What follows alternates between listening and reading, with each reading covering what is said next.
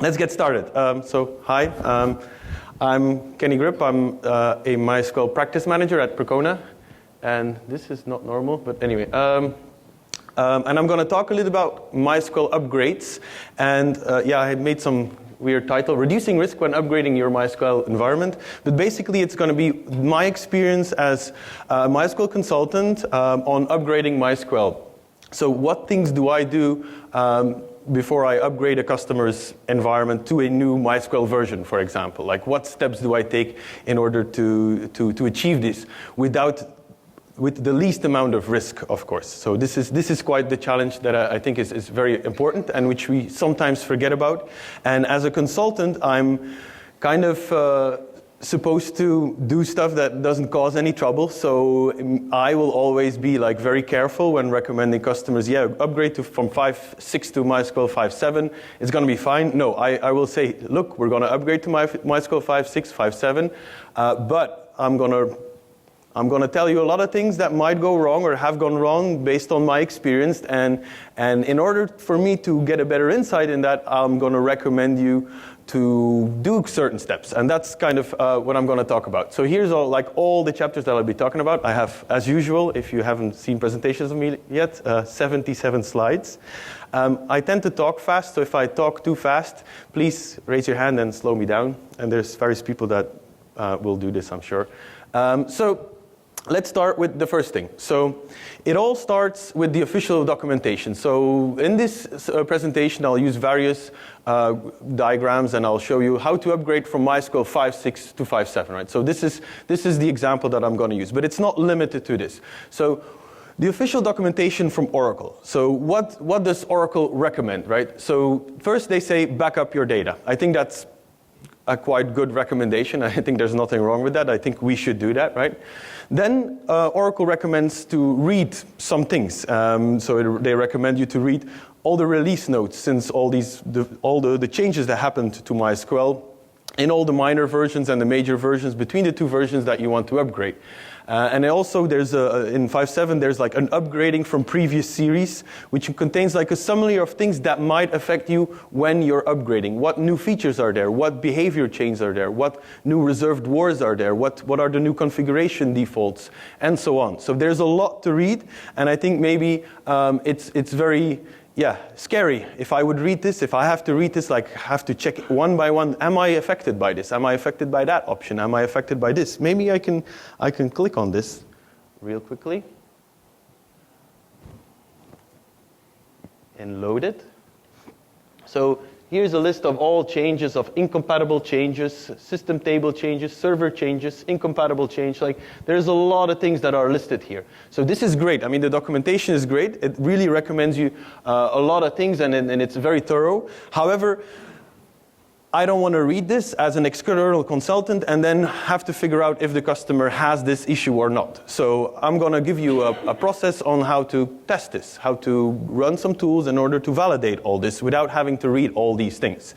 Now, to continue on what Oracle recommends, they also recommend if you have a master slave, master multiple slaves, some replication topology, that you upgrade your slaves first. I think that's quite reasonable, that you're not going to bring your master production down and then upgrade that one and start it, right? So they recommend do the slaves first. And there's also something that they say is that replication for MySQL is supported from 5.6 to 5.7, but not necessarily, or from 5.5 to 5.7, for example. So you can't skip major versions. So these are things that they strongly say that is not supported. So you cannot go from 5.5 to 5.7, for example. But 5.6 to 5.7, you can. Also, and this is not really true, but there was a certain bug or a feature that you couldn't replicate from 5.7 back to 5.6. So you might want to do that in rollback scenarios, which I'm talking about. But also, if you upgrade a master first, your slaves are still the old version, so replication might not work. This is possible in 5.7 up to some degree, so no big issue on that.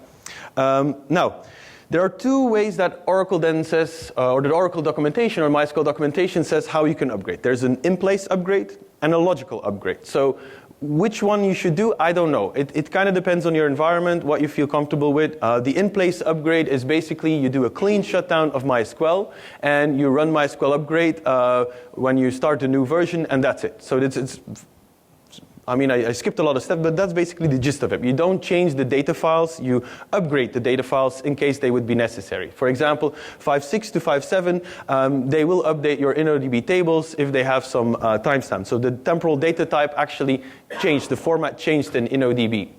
The logical upgrade is the other option, is that you do a logical dump of all your data, and you import it again into the new MySQL version. And then again, you need to fix your MySQL schema, which will be dumped in the old version, and you upgrade this again. So this is another option. Now, I'm not going to tell you this is good or bad, either or good or bad. I've done a lot of both, so it kind of depends. Now, what's kind of the thing that I think is missing, or what I want to suggest here in this presentation, is that there's some risk that I see, right? So there's no guarantee that your queries will execute the same. I mean, guarantee, I'm not saying that all your queries will be not working anymore, but it has occurred that some queries might function differently. Some queries might give a different result set based on some changes that happened. Or maybe your application is doing certain things that are not really according to what it's supposed to be doing. Maybe you're doing a group by and you select a column which is not in part of the group by. Then, yeah, you might get different results returned. There's no guarantee that your queries will be the same speed or faster. They could be slower. Every major MySQL version introduces a lot of new optimizer features, many other features. A lot of changes happen for the good. I mean, it's good that there's a lot of changes in these major releases. However, the more of these changes happen, the more chance there is that maybe some of your queries might be slower because it chooses a new path or new way of executing it, which is not the most optimal. And there's also kind of no guarantee that the queries will work. For example, the SQL mode, the default SQL mode in MySQL 5.7 has been made a lot better. I really think it's a lot better, a lot safer, a lot stricter. However, if you upgrade your application to 5.7 and you do not take that into account, a lot of queries might fail with errors. So how do we know that we're not going to get those errors?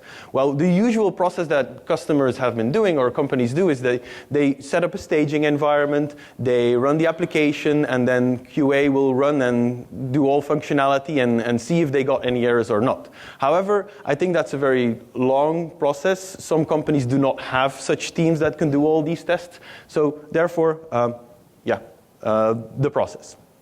So the other thing is, as I mentioned, there's no official support to upgrade from 5.6 to 5.7, from earlier than 5.6 to 5.7, but I've been able to do this quite a lot. So I've been upgrading MySQL versions from 4.0 to 5.5 without any intermediate steps.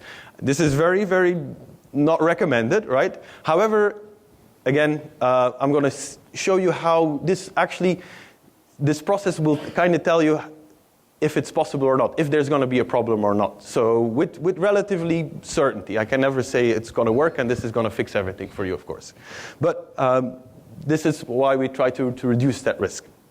So the first thing, and this is the very important thing, and I think that is often forgotten, is documenting it. So this is very important, that there's a lot of problems that exist between the keyboard and the chair. So this happens very frequently. For example, you're doing the logical upgrade, and you dump your data using a Latin 1, and you import it using UTF-8, and everything is fine, there was no error, but there might be some issues there. There might be some character set issues, and which you did not notice. So we need to be able to identify this, right? So the way you upgrade is very important, and it needs to be repetitive. And the only way to make it repetitive is to automate it or document it. So I'm not saying you should automate it, but at least document it. And automation is kind of the same as documenting, but better. So yeah. So you can also set up a replica. If you say we're going to set up a 5.7 replica to replicate from 5.6, and I'm using the wrong binary log file and position. Well, bummer, you might not get an error, but you might have lost some data. So these things it's very important. Also, when we're upgrading MySQL, we might need to restore backups a lot, or we might need to do this process of upgrading from 5.6 to 5.7 a lot because we have multiple slaves. And if we don't do that exactly the same way, then we might get different results, and again, run into problems. So documentation, very, very important to have this right. So I'll describe you some potential risks and kind of make you afraid of like even wanting to upgrade. I mean, it's not that bad, but there are some things we need to be aware of. So here's a good example that in MySQL 5.6, you have the index merge intersection, which has existed in MySQL before, so it's not a new feature. However, since MySQL 5.6, for certain queries, I've noticed that index merge intersection is preferred over to not using index merge intersection. And therefore, if you know a little bit index merge, you have several types of index merge, but index merge intersection is mostly an indicator that your queries are not optimal or that your indexes are not optimal. And if it chooses index merge intersection as a way to execute the query, then yeah, it's most of the times a lot slower, your query. So it happens with queries such as C1 equals A and C2 equals B, but you don't have a composite index on C1 and C2. And the selectivity between the two is maybe not as good, and the optimizer might not make and understand that maybe it might be better to use index C1. And not the combination of index C1 and index C2, which is what index merge does. It uses two indexes to fetch the results, all the results from C1 equals A and C2 equals B. But if there's a lot of C2 equals B, then it needs to merge all these results and then throw away the things that are not part of C1, which don't match, the rows that don't match. So this means that I would recommend when we test our upgrades that we need to look at performance tests. We need to check that our selects, our individual select queries execute at the same speed or faster. Or if they are slower, that I want to be reported by this. Another thing is in MySQL 5.7, I've slightly showed it, is that the new defaults in 5.7 is good. I mean, there's a lot new features, there's a lot of performance enhancements, and there's more strictness with data and query validation with, for example, the SQL mode. This is the default SQL mode now in MySQL 5.7, and this is not the case in 5.6. So your application might not be compatible with only full Gryp, for example. And here's an example of somebody, Morgan from Oracle, reported this, is that Drupal 7 would, for example, not work if you use MySQL 5.7 out of the box. It would just fail. Drupal 7 would not use. And Drupal 7 is old, I know, but it's widely used. So if people would just upgrade to 5.7, they would get and run into these problems. So next to checking the performance of these individual statements, we also have to look at if these statements execute and if they don't get an error or not. So that's important. Another thing is there's some new reserved words, some words you might not be using column names without backticking them. So that might also create some errors. Another one, this is not an extensive list, so I'm not trying to teach you what you need to do when to move to 5.7. This is just some examples, right? Because every major version comes with different changes.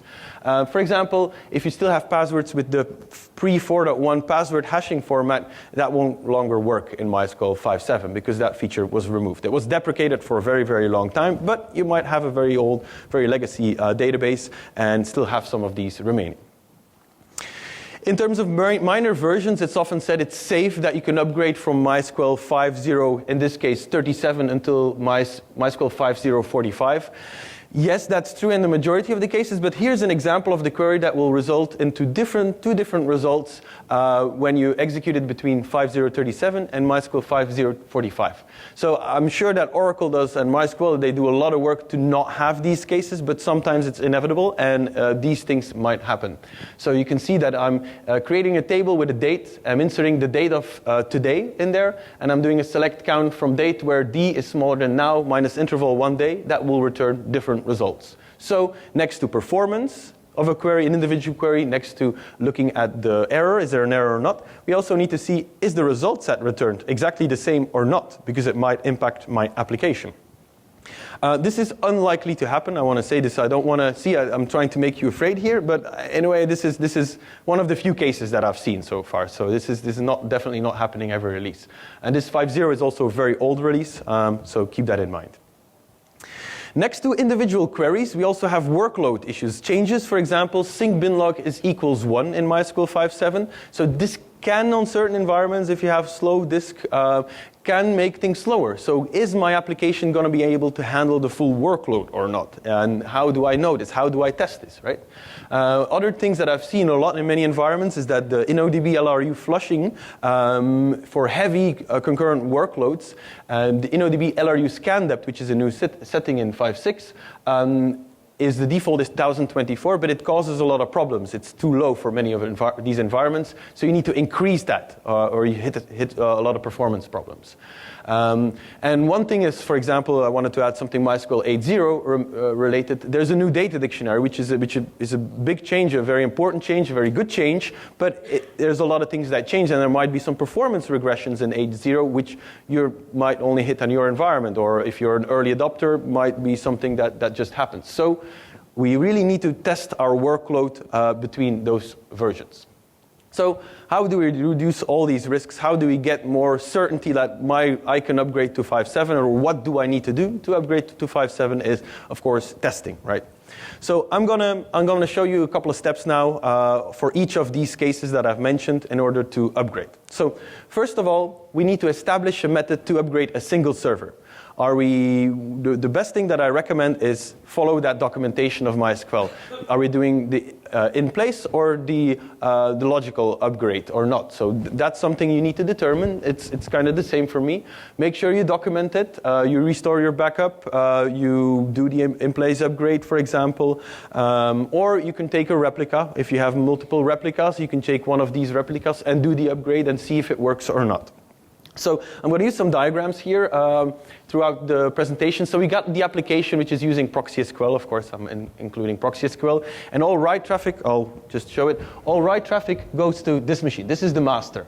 We have one replica here that is also, they're both 5.6, that is used for reads. Then we have 3 other machines where this one is an intermediate master, so it's replicating from the master, which is a master on itself for a second tier replica, so also 5.6. And we have a spare server here. It's running MySQL, but there's no data in it. So this is kind of what we need to have to for testing all these upgrades. So first of all, I chose not to use an existing replica. I had a spare server, so I restored the backup and I tried to get this one to 5.7, and I document my process. So this is the easy part. This is fairly straightforward. So we get that, okay?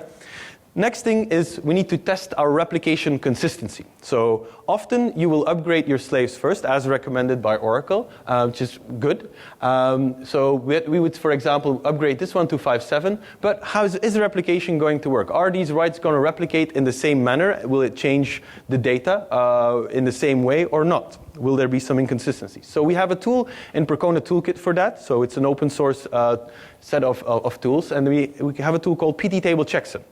So PTtable checksum can validate the consistency between master and its replicas. So it can also identify a lot of these problems that you've had that was created by you, those human errors that you did during your in-place upgrade, or you used the wrong binary log file and position settings.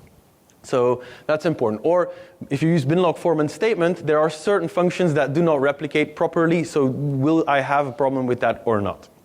So what I recommend is that you upgrade. So we have this machine here. Oh, I'll show you here. The machine we added, and we're going to add replication from 5.6 to 5.7, and then we're going to do consistency checks.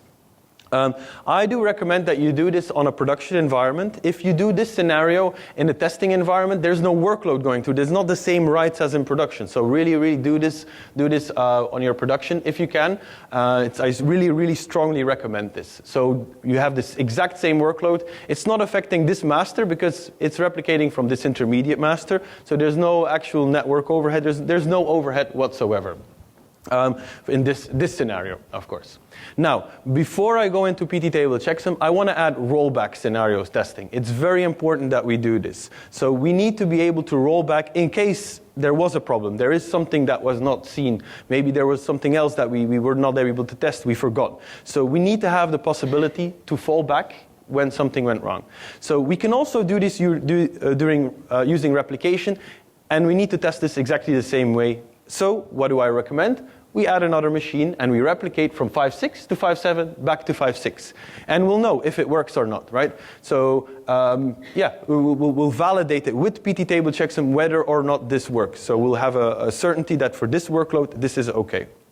Now, for rollback scenario testing, we might need to do some configuration changes because of binary log changes. For example, 5.6 introduced binlog checksums. Binlog row image is also a feature that is not in MySQL 5.1, for example. So if you change those settings, you cannot replicate back to an older version. So this is just some examples that you might need to add to your 5.7 configuration in order to make the replication work properly for replicating from 5.7 to 5.6. So quite important. Now, this is not an extensive list. This is not what you need to do, but this is just an example that I had to use for one of our clients in the past. So for using yes. No, not necessarily, no. This was an example for a specific customer, specific environment, and every environment is different. So if I would have to explain every scenario, it would be quite extensive. It would be a full day tutorial and more. So this is just, I had to use these settings, for example, to use. You don't have to turn GTIDs off, though. But it might be. So that's the thing is, we will test this, and we'll see if it works or not. And that's the whole point of running this process. So in order to run PTtable checksum, there are various things we need to be aware of and various implications. If we are using GTID, we need to checksum from the original master. So PTtable checksum will checksum the data chunk by chunk. So it will select the table. It will select a couple of rows from that table. It will do a checksum, and it will write the checksum results into a table, which will get replicated to the replica, and the replica by itself will also execute some statement to do its own checksum of its own data and write it back in there. So it's a nifty technique that is using binary log format statement, very important, in order to do this validation between the checksum of the master and the checksum of the slave. And this gets replicated down everywhere. So every machine will execute this. So what we see here, this is our master. It will be affected. It will have a lot of writes or a lot of checksums. The whole data set will be checksummed. Now, keep in mind, PTtable checksum will log in on all these replicas and will monitor replication lag. It will make sure InnoDB lock time is very low. It will set it to 1 second so it doesn't block production, or it will try to reduce the impact as much as possible. I cannot promise there's no impact. There will be an impact, of course, but it tries to reduce this as much as possible. Now, for non-GTID environments, we are more flexible. So why can't we do this in GTID? Well, if we write directly to the 5.6 machine here, then this machine will create GTID events for this server. And if you want to promote this machine to become the master in the future, it will have errant transactions, and it will basically replication will fail. If this one is chosen to be the master, these ones will try to replicate from this machine, the other ones, and it will fail. So that's why it's not normally recommended to do this. Now, if we're not using GTID, we can just checksum the replica, and the replica is not in use. These two servers are in use in production, and these are not. So we're basically only checksumming those 4 servers and validating are these in sync with this machine, right? We have to be sure that this machine, of course, is in sync with the original master, which is maybe another thing that you might need to be aware of. If you have binary log format row instead of statement, we need to do PTtable checksum twice. So if I'm running statement-based replication, a PTtable checksum will run a statement. It will write it to the binary log in statement-based format. It will get replicated to this machine in statement-based format. But 5.7 will have log slave updates enabled, so it can replicate to the 5.6 rollback environment. However, if this is binary log format statement and this machine is binary format row, then it will convert the statement into a row, making the consistency check. It will not use the consistency check to validate 5.7 between 5.6. So we need to run checksum to validate is the master with its direct replicas in sync, and run PTtable checksum again, is the rollback scenario going to work or not? So we need to run it multiple phases. You can choose which table it will use to write its data, so it's quite flexible. So I'm not showing you the exact commands you need to use. Again, this is a presentation on its own, and we have a lot more other things to describe. So for GTID, So either run it on the master, production master, or afterwards, if you use GTID with this, scratch all these servers. Don't use them anymore. They cannot be promoted to become a master because of those errant GTID transactions. And this is kind of a summary of what needs to happen. Now, before we run PTtable checksum, we will need to make sure that this environment has been replicating for a while. Just don't set up replication and immediately do PTtable checksum. Let it replicate for a couple of days to have all the workload, to have all the writes gone through from 5.6 to 5.7 back to 5.6, and then we will verify the consistency of those writes that happened. So give it some time, and then you will be more sure that this will work or not. So this is a typical result. This is the query that you can run on a replica to validate where are you inconsistent with your master. And here there are 3 tables. DB telephone debit has 44,000 rows in one chunk that are potentially inconsistent. So one of these chunks, that single chunk contained 44,000 rows. Has some data differences. The checksum result came out wrongly. Here we had 12 chunks that were not good. So the db.orders table was inconsistent. So we need to analyze and figure out what's going on. So now we need to start troubleshooting. We need to figure out what is causing all this. And again, this is another whole presentation kind of workshop that we need to do because there's a lot of different causes for these problems. Could it be human errors? Is it some incompatibility between MySQL? There's a lot of things that can go wrong. So that table contains this CRC and master CRC, and they are not the same, so therefore this chunk is marked as inconsistent. You can also see the lower boundary and the upper boundary of the primary key of the telephone debit table. So you can do select star from telephone debit, where ID between low and upper, and you'll fetch all those rows. And what I do is I just select into outfile for 5.6, do the same on the 5.7 environment, and then do a diff, and then it will show me these rows are different. And then you'll know, oh, that column is different, or this row is missing. Why is it? That's where you have to come in and kind of do the analysis. An alternative is to use TwinDB table compare, which will do all this for you. It will read this table, so this table. It will run the diffs. It will give you, even in colors, which rows or which bits have changed between the two versions, and it will help you greatly to do this post step to identify the tables that are inconsistent. So causes, so the human errors, statement-based replication. I've seen things, I've seen a lot of customers that store currencies in doubles, and between 4.1 and 5 something, the float value would be reported differently. So suddenly instead of 3 cents, it would be 3 billion cents. So I've seen these things. And often they are currencies, I'm not kidding. So this is something we commonly see. Temporal data types, invalid dates that were converted to 0 and in a different MySQL version behave differently. Trailing spaces in chars that were removed or not between different versions. A lot of these things that I'm showing is really from older MySQL version upgrades, but you might still have some of these things in newer MySQL version upgrades.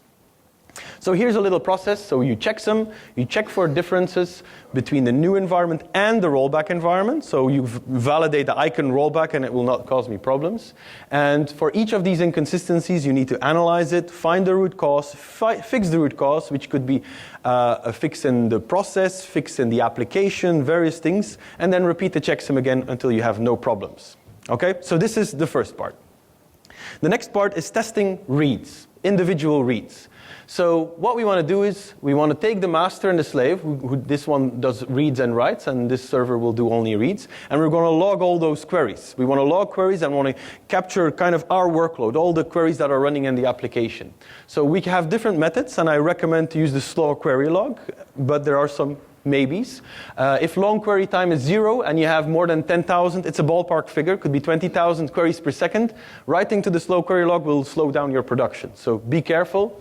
Therefore, you could use Percona server feature. We have extended slow logging, and you can say only log 1 out of 100 queries, so 1% of the queries or 10% of the queries. So it reduces the load on your production, but it gives you a good amount of queries to work with. So do this as much as possible to get the full workload, keep into account batch jobs that run at night, and yeah, get all these queries. The next step is what we're going to do is we're going to take two machines. We have the 5.6 and the 5.7 machine who have exactly the same data. They have exactly the same data. And so we're going to reuse them. We're going to break replication, and we're going to make them two individual database servers. I want them to have the same hardware specifications because we're going to validate, are they exactly the same? Are they executing the queries at the same speed? So very important. So it should be kind of fast enough to resemble a production, but it doesn't have to be exactly the hardware from production. But don't run it on a VM with 1 GB of RAM, please. So you'll get weird results. Optionally, you can use only one machine instead of two, but I don't recommend it because troubleshooting will be a lot harder. But I'm not going to go in that because I'm limited on time. So we're going to run PTupgrade, another Percona toolkit tool. We're going to use all these slow queries that we had, and PTupgrade will one by one, it will execute them on those two environments. It will calculate how long it took. It will gather if there are errors or warnings. It will check the result sets and div them together and show you a report with everything what is different. So PTupgrade.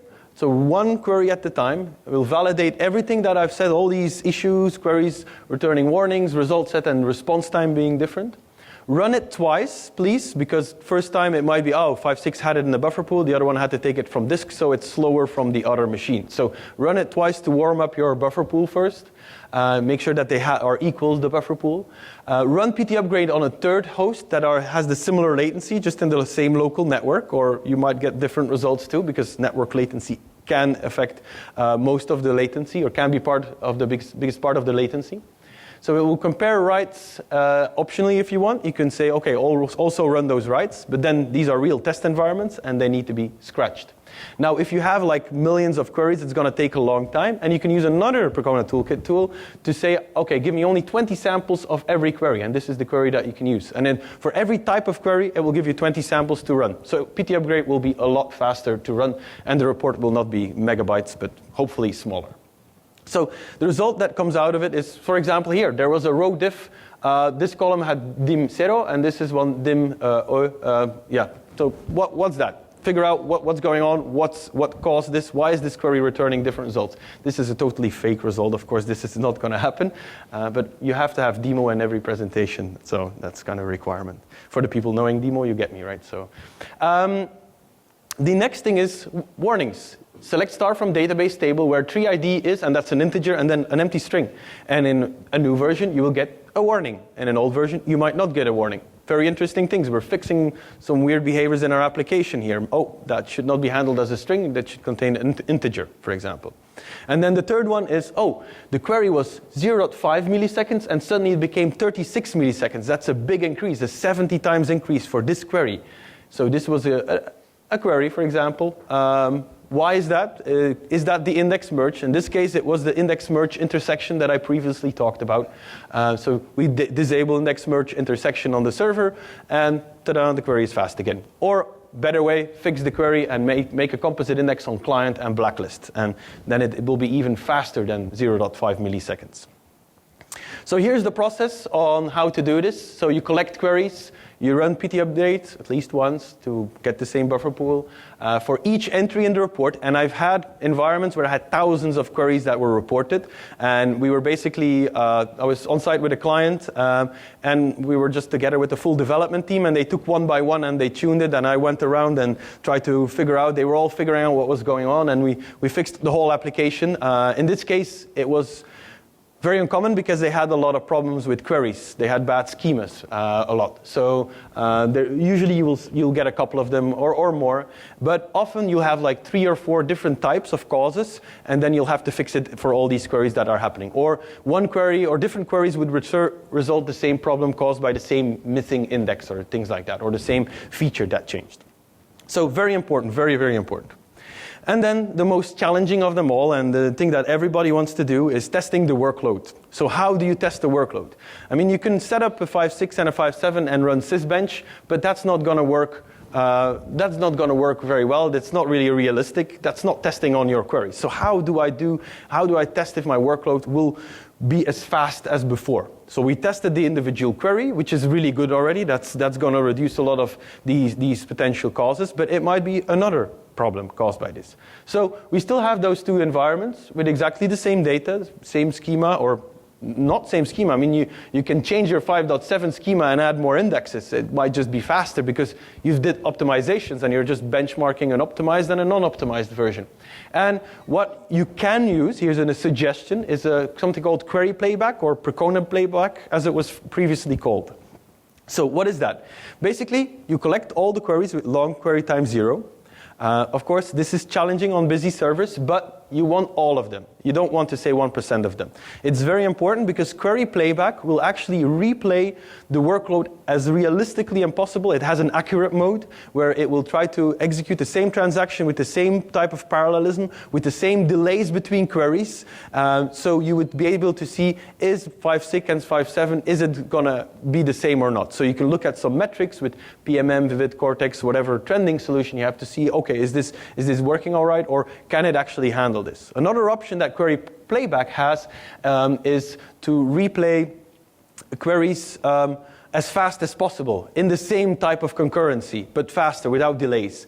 And then you can see, is it executing faster on 5.7 than on 5.6, for example? And then you know, okay, I've optimized and I increased performance. You could also do this exact test when you say, I'm going to play around with MySQL configuration changes. I'm going to increase the buffer pool. I'm going to tune this setting or that setting. Well, you can use this to verify, is this going to be faster or slower?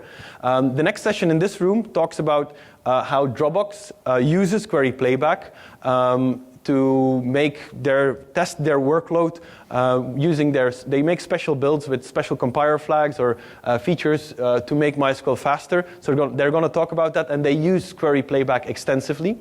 This is not an official product of Percona, be aware. So this is not something that we will support as Percona. However, it is part of GitHub. And Marius Wachtler, who previously was at Dropbox, was doing a lot of development there. So he really made it work very good for Dropbox. And therefore, I think it really improved a lot. So really, thank you. I don't know if there's any Dropbox people here for Marius to do all this work.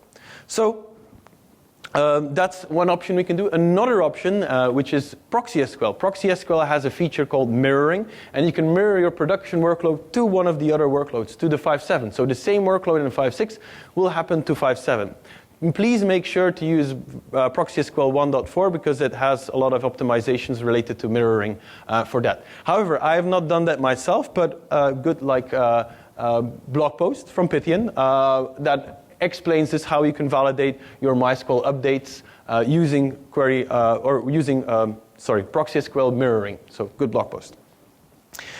Now, we've tested everything, we've validated everything's fine, we did a lot of changes in the application, so this can take months already, or weeks, or even longer, depending on your complexity, the amount of issues that you have, the amount of resources that you have. So this is a really, really complex process. However, if you do this process, I think it's safe to say, like, okay, I feel safe that this upgrade is going to succeed, and I am safe that I can roll back in case I need to. This is no longer a guess. This is no longer an assumption. We tested all the parts that we had to do.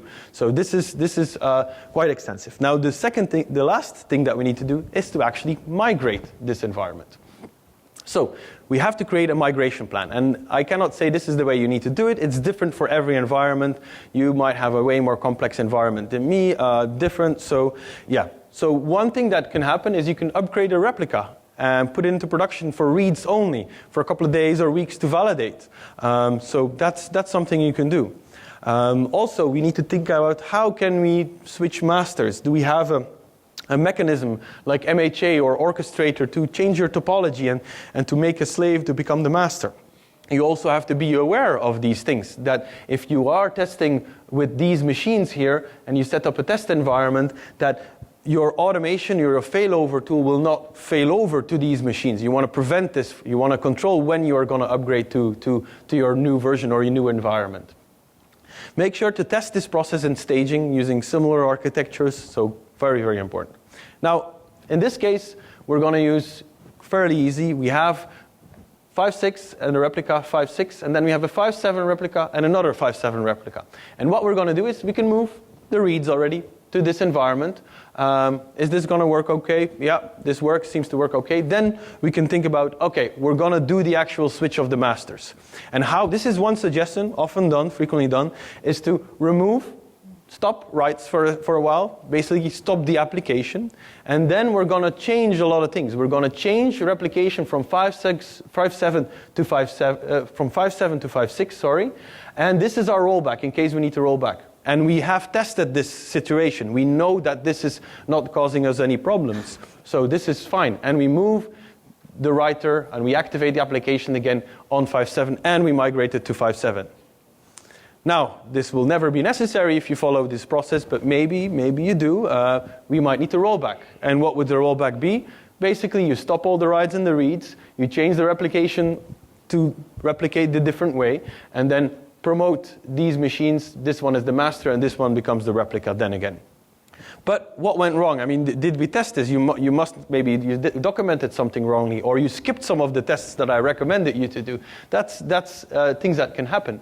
So important is, if you rolled back, do consistency checks again. Make sure, start basically not from scratch, but for the consistency checks, check if there's no much more data on 5.7 than 5.6, if things happened or not. So validate this in case this happens. Don't just try again, right? So after all this, 5.7 in this case was fine, it upgraded, perfect. I really recommend you to do some assessment afterwards and see, like, let's check the trending, compare previous and new. See, is there more CPU load than before? Is there more disk I/O? Do we have more InnoDB rows read, updated, deleted compared to the previous environment, which you think, okay, there's more reads or less reads. It's good or bad. Is threads running stable? The amount of queries that run at a given point in time, is this less stable? Maybe there's some concurrency issues. If everything looks good, then scratch the 5.6 environment and move to 5.7, and you're done.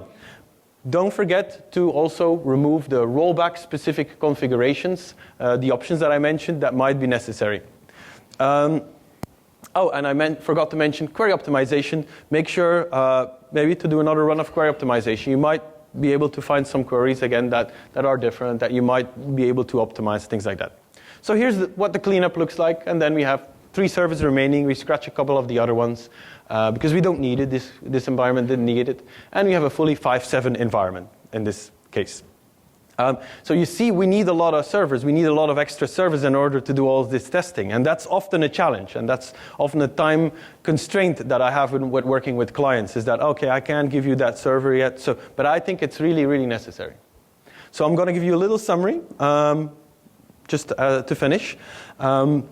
So when would we use this, right? You can use this for anything, basically anything. You can do this for minor version upgrades. I put it between like brackets. I mean, I don't know if you should do.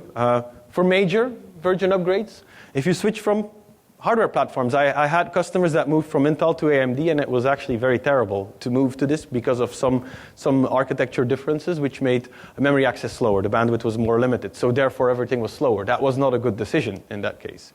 If you switch kernels, libc, memory allocator, anything, operating systems, if you switch storage engines, I'm going from InnoDB to RocksDB or MyISM to InnoDB, test all these things. MyISM is faster in some queries than InnoDB, if you're still on MyISM. If you want to switch between MariaDB, Percona Server, MySQL, Oracle, any of these, test those things. Now, is it really, really necessary to do this for all these changes that you're doing? I mean, this can be used for it. Now, I've done many success stories in the past. I've upgraded from 4.1 straight to 5.5, no intermediate masters, no problem whatsoever. I had customers that were using store procedures only to read and write data, and I changed during this process. The slaves were basically completely different primary keys, completely different schemas, but the store procedures calls were still the same, and that worked. Everything went faster. We were able to tune a lot, so we changed a lot there. So that these were customer that was like Microsoft SQL style environments, but they were using MySQL heavily. So there's a lot of cases where this has helped. The amount of application-related bugs, issues, compatibilities we found in this process has been tremendous. So we find something. None of the environments is just safe to you can just upgrade this one. And of course, many schemas and queries are optimized in the meantime, because that's often the problem. You don't have a suboptimal schema. So as long as you follow the process, the risk of problems is is not gone, but I think it's very small. It's quite small. Now, do we really, really need to do this? If your business is risk adverse, you might want to just test every version change. However, risk adverse companies might not ever even upgrade minor versions. They upgrade once every couple of years. Now, the problem is then the security upgrades, of course. But see, so it kind of depends. So it depends on you. Maybe you don't want to do some of this workload testing or query testing, and you just want to just upgrade a slave to 5.7, put it in production, see if it works. If not, just fall back quickly. If your business can handle that, if it's okay, if it's acceptable for you, then sure, yeah, why not do that?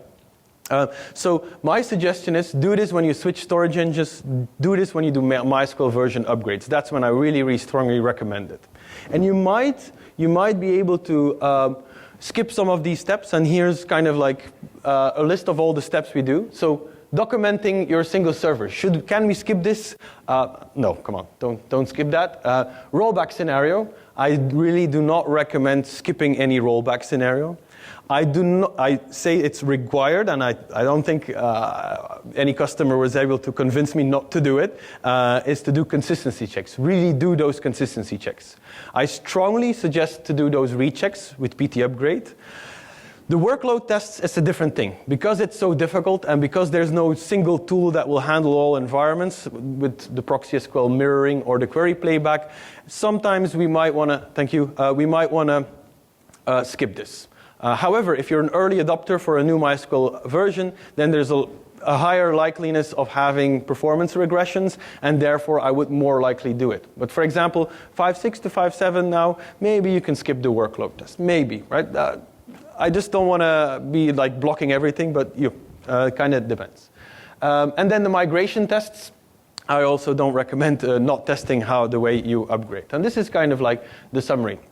And I have 30 seconds remaining. If you have any questions, yeah, feel free, or you can be outside. Yes, one question. Yes? One question. When you run the upgrade, MySQL upgrade, that's the last step for you. And does that generate a log? Generate a read log? So MySQL upgrade is something that you will run when you update a single MySQL version, like a single machine, right? Yes. And when I run this MySQL upgrade on the master, I don't know if does anybody know if logbin is enabled by default? By default, it doesn't anymore. Okay.